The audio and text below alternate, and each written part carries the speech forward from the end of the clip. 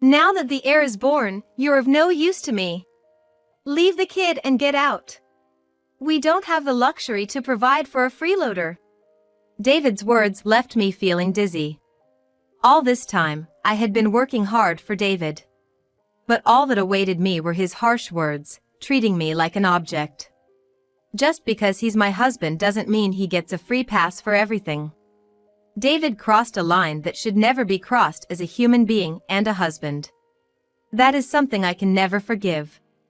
Slowly, I could feel my feelings for David cooling. What remained was nothing but resentment towards David. That's why I decided to make David's life a living hell. My name is Karen Connolly, a 38-year-old homemaker. I live with my husband David. David's family runs a well-known resort hotel. Currently, my father-in-law manages the business, but David is next in line. David is busy every day trying to become a competent manager. Of course, I fully understand how challenging it is to be a business owner. Thus, I had been striving every day to support David as his wife in the future. In the midst of this, I became pregnant with David's child.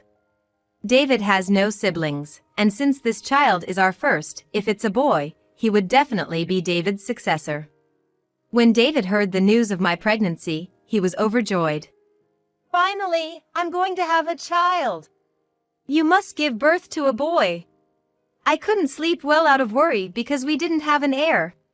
His words seemed to suggest that a child of any other gender wouldn't be valuable. It took us a while to have a child, and before we knew it, I was already 38. Whether or not we could have another child was uncertain.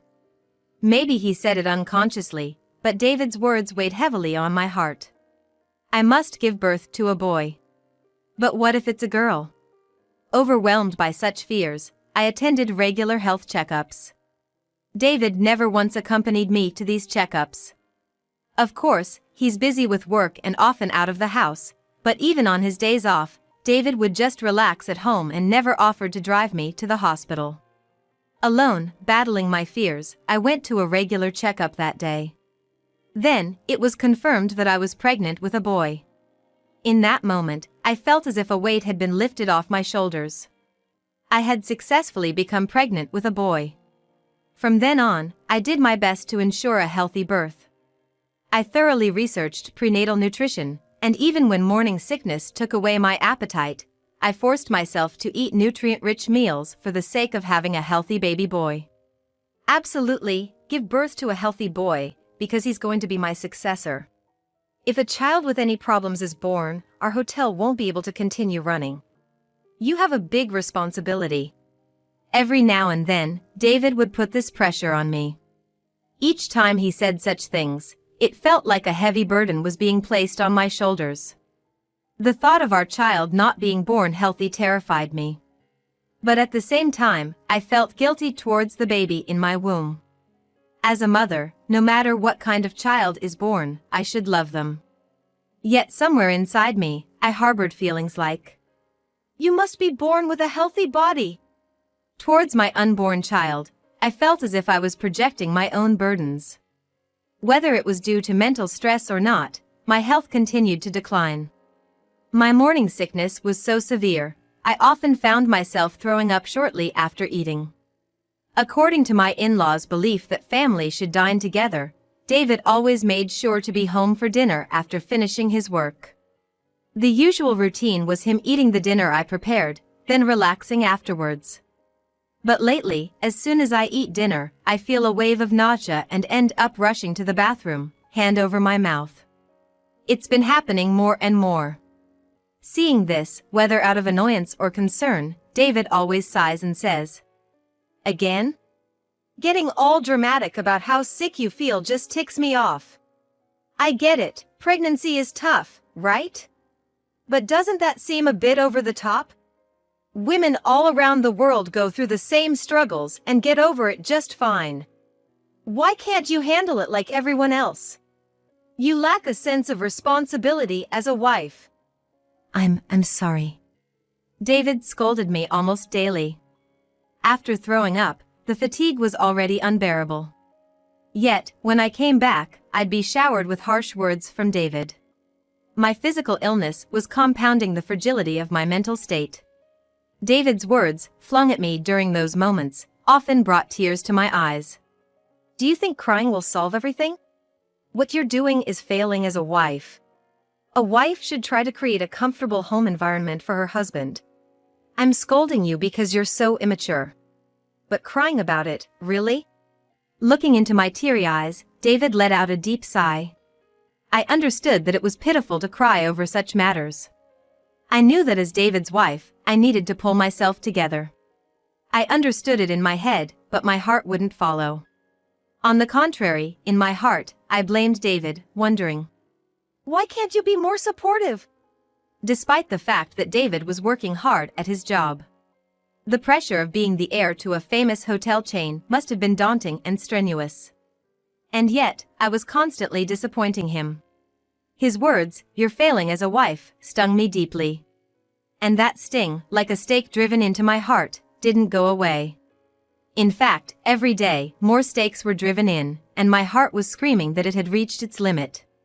Despite everything, I did my best to support David in my own way. The baby in my belly was growing steadily, and the doctor said the progress was good. But giving birth doesn't mean it's over. In fact, thinking about having to raise a child made me realize that this was just the beginning. And that's why I tried to motivate myself to work harder. David didn't accompany me even when buying baby supplies. He always had different reasons. He was busy with work, had social commitments, wanted to relax at home, and so on. Seeing this, my mother-in-law offered to help. She drove me around in her free time to buy things for the baby. Karen, I'm so sorry about this. David can be so thoughtless. My mother-in-law apologized every time we met. But I knew David was on the path to becoming the manager of a well-known resort hotel. I knew it would be difficult for him to find time since before we got married. Yet, his repeated actions that showed a lack of awareness as a father were certainly disheartening. Despite all the pain, I kept on going. Finally, my labor pains began and I was admitted to the hospital. However, even during my hospital stay, David didn't visit me at all. I'm sorry you're feeling lonely. I told him to take a break from work and spend some time with you, but it seems he can only think about work. My father-in-law said apologetically. I understand that the heir to such a position must face various concerns. Indeed, as the heir, there could be concerns to be had. But to not even come see his hospitalized wife's face, what's that about? David only came for the birth. He wouldn't even hold my hand as I writhed in pain. Just stood by, merely watching. How lonely that made me feel. Even so, our baby was born healthily. The first cry echoing in the delivery room. Hearing it, I almost felt like crying myself. After the birth, things calmed down, and I was alone with David in the hospital. Since it was the first time in a while we were face to face, I was thinking about what to talk about when David said, "I have something to tell you." As I cocked my head, wondering what it could be, David began to speak. And then he said something outrageous. "Now that the heir is born, you're of no use to me. Leave the kid and get out. We don't have the luxury to provide for a freeloader." I felt dizzy at David's words. Of no use? Leave the kid and get out? Freeloader? What is David saying? I've been trying so hard for David's sake. I felt like something I had been holding on to for years was slowly slipping away. It was my love for David. Seeing him smiling smugly after betraying me so cruelly, anger began to well up within me. I won't feel satisfied until I thoroughly bring David down. I will do everything I can to make sure of it. With that resolve, I decided to take action. If that's the case, fine. On the day of discharge, I'll leave the kid and go, okay? I asked with a smile. David widened his eyes, perhaps not expecting me to agree so readily. Of course, I wasn't just saying those words for the sake of it. I truly believed it would be okay to do so. That's a relief you're quick to decide. Don't worry, I'll explain everything to our folks. After we get home, Let's go through the attorney for the divorce proceedings. David, who initially seemed surprised, realized I was serious, breathed a sigh of relief, and said that with a smile. Of course, I didn't say that without a plan. Rather, I was convinced that by doing this, I could surely give David a nightmare. David didn't come to see me at all until the day of my discharge. He didn't even participate in the workshops planned by the hospital. While I had expected as much, I couldn't help but smile at his thoughtlessness. David really doesn't think things through. After a while, the day of my discharge finally arrived. I came back home carrying the baby. Then there it was, paperwork from the lawyer that David must have prepared in advance. Can you fill them out quickly? Don't tell me you've changed your mind. I'm all set to get a divorce. I won't say anything like that. I put the baby to sleep, feeling irked by David's words, and quickly filled out the paperwork. David had already filled in the parts he needed to, so the papers were soon completed. Well then, goodbye. Thank you for everything, I said. Then, I returned to my room, took only the bare minimum of my belongings, and left the house. Then, I decided to stay at my parents' house for a while. Seeing me arrive with nothing but the clothes on my back, my parents were worried. But as I explained that I had my own reasons for everything, they said nothing and served me a warm meal. After spending a pleasant time with my parents, the night grew late, and I decided to go to bed. Being quite tired, I was able to fall into a deep sleep immediately. But a few hours later, I was jolted awake by the shrill sound of my smartphone. Rubbing the sleep out of my eyes and checking my phone, it showed more than 30 missed calls from David. There were also numerous messages pleading me to answer the phone, making it apparent that he was in a dire situation. David seemed more cornered than I thought. I almost laughed in satisfaction, but held it in. Wondering what the situation was, I decided to call him back. Hello, is that you, Karen? It's Karen, right? Please, help me with the baby. David began explaining the current state of affairs. After I left, David had tried to take care of the baby himself, gathering whatever information he could. But parenting isn't something you can just wing with knowledge alone. Plus, our baby was just born. It was undoubtedly demanding. David, who had never shown any interest in housework or the baby except as a means to secure his heir, was clearly unfit to be a parent. As I expected, David started to lose his nerve almost immediately. Exhausted, he went to sleep only to be woken up by the baby's crying. Although he was aware of the concept of crying at night, the reality exceeded David's expectations. Even when he finally got the baby to sleep, the crying would soon start again, disturbing his sleep. David seemed at his wit's end, unable to get a break from the relentless responsibility. Please, come back home now. I didn't know it was this tough. I realized I can't do it without you. I'll forget about the divorce. Come back home now? Forget about the divorce? That's ridiculous. It's not to my benefit at all. It's actually a loss for me. But David kept repeating desperately. Come back. I can't do it without you. If I still had feelings for the old David, I would have probably responded to these pleas. But I didn't give a damn about David now. I had no intention of reaching out to him. Sorry, but you need to give up. We just can't be together, no matter what. We're divorced, we're no longer a couple. I'm already being nice by answering your calls. Really, I couldn't care less. I was sure that no matter what he proposed, I would never consider going back to David. But David kept desperately trying to hold on to me. Despite the fact that he hadn't done anything for me when I was having a tough pregnancy. Even more, he had left all the childcare and its necessities to me. He didn't even come to see me when I was in the hospital. But when it came to the baby, he wanted to claim it as his own and kick me out. A sigh escaped my lips at David's audacity. Why did I ever marry such a man? Where did I go wrong? As if he couldn't comprehend my feelings at all, David was trying to keep me on the line with his desperate voice. It was so annoying. I was wrong, I realize that now. I deeply regret it. I underestimated parenting. I had no idea it was this hard. I need you, Karen. No matter how many times I say, I will never go back. Or, we are divorced.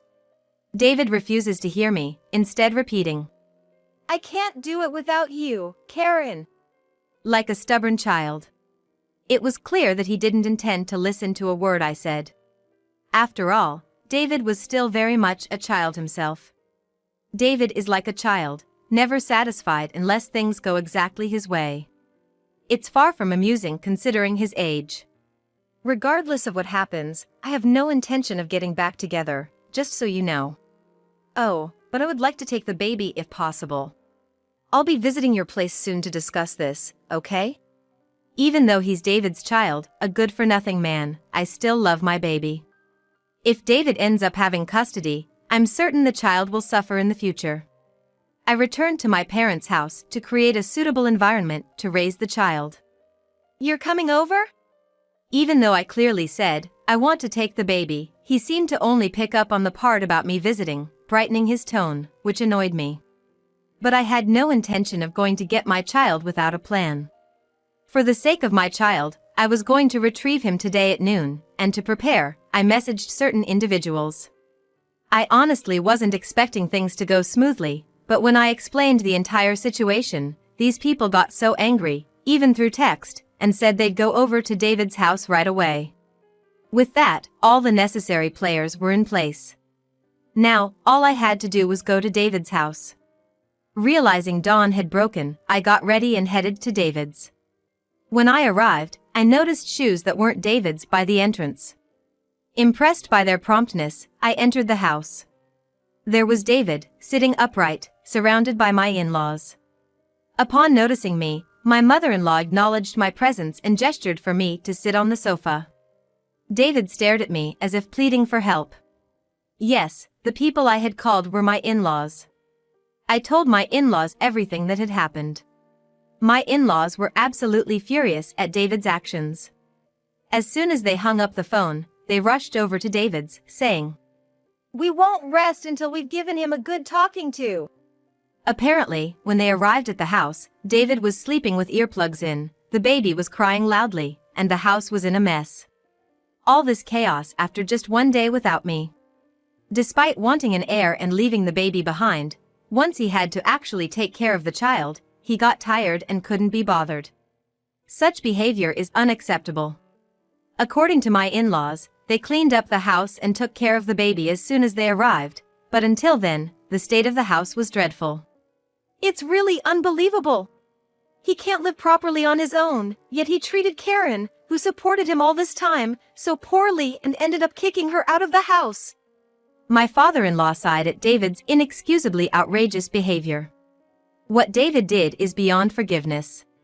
If he was going to kick me out, he should at least be capable of handling the basic necessities of life on his own. But until the very end, he was dependent on me, and he kicked me out without a word of thanks. I'm truly sorry for what my son has done. I can't apologize enough to you, Karen. I will make sure David reflects on his actions, so please, find it in your heart to forgive him. With that, my mother-in-law glared at David.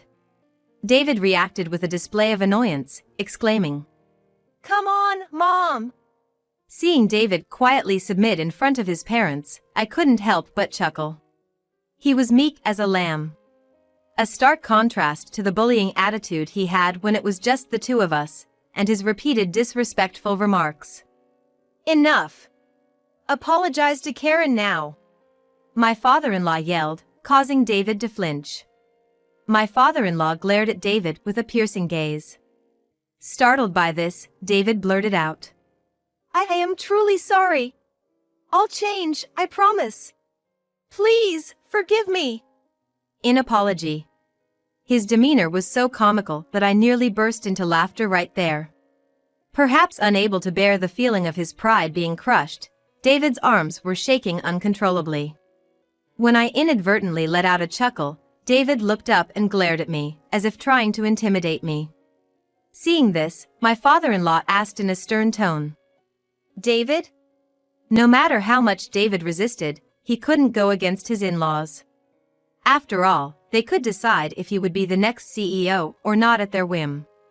Being scolded by his father-in-law, David fell silent and just looked down. I didn't want to waste any more time on David. After discussing future plans with my in-laws, I left the house I had lived in for a long time, taking my son with me. To be honest, I'd had a tough time for a long while.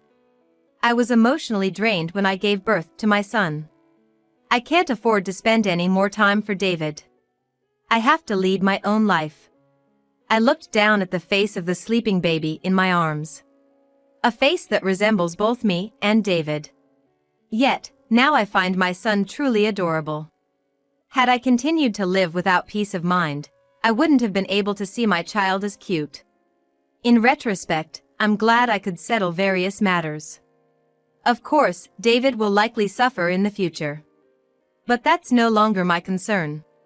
Subsequently, on the advice of my in-laws, I decided to demand alimony as a childcare from David. Initially, David was reluctant to pay the alimony, but under pressure from his in-laws, he reluctantly agreed. However, the condition was that his in-laws wouldn't help him out with the alimony payment. Most of the money David has is financial aid from his in-laws. That's why he threw a tantrum, saying he couldn't possibly pay hundreds of thousands in alimony by himself. Furthermore, my in-laws decided to disown David. They ousted him from the position of next CEO and apparently decided to have an employee they trusted take over. Having been cut off from his in-laws, and in debt from paying alimony, David is now struggling to make ends meet, doing odd jobs day and night. He seems to be trying to get in touch with me through mutual friends, but I had taken measures beforehand, so I should be fine. I later found a new house while raising my son at my parents' home. Luckily, it didn't take long to find a good house, so we moved in not long after and are now living just the two of us. I am currently working while sending my son to daycare, earning a living. There's a gap of a few years since I was a full-time homemaker, but I was able to fit into the workplace quickly, and I'm enjoying every day. I had my fair share of struggles and hard times. But now, I'm quite happy. I cherish this happiness and want to live on.